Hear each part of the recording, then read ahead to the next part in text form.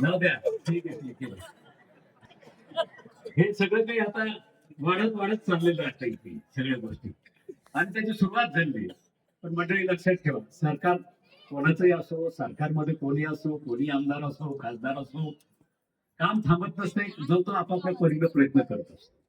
आजचे आमदार प्रयत्न करताय, मी काही त्याच्याबद्दल काही मला काही घेणं देणं नाही, मला काही सांगणं नाही. सगळेजण प्रयत्न करतात, खासदार साहेब प्रयत्न करतात, आमदार प्रयत्न करतात.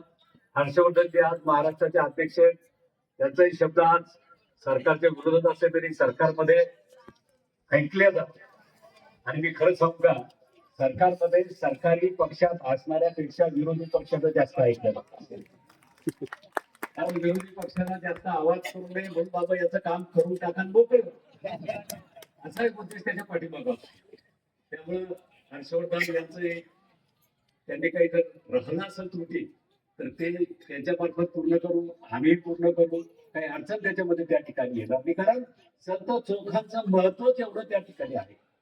कमलेश किल्लारे यांनी अनेक वर्षापासून येतात सांगतात, आणि नेहमी त्यांचा विचार एक वेगळ्या पद्धतीचा विचार त्या ठिकाणी असतो. एक शाहू फुले आंबेडकरांचा विचार त्याला म्हणता येईल, किंवा एक संतांचा विचार की ज्या संतांनी या समाजामध्ये एकत्रपणाची भावना निर्माण केली आणि वंचित जातीच्या धर्माच्या पंथाच्या पलीकडे जाऊन या महाराष्ट्रामध्ये काम केलं.